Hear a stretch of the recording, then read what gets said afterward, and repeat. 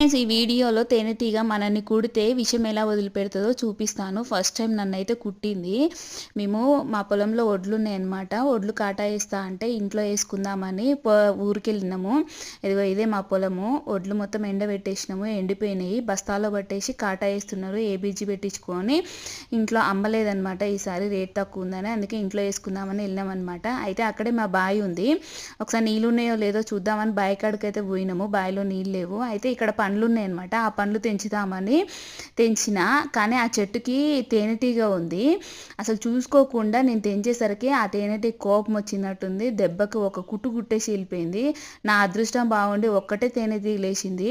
లేకపోతే ఆ తేనెటీగలన్నీ లేచి ఉంటే ఆ రోజు నేను బలైపోయేదాన్ని ఆ తేనెటీగలకి.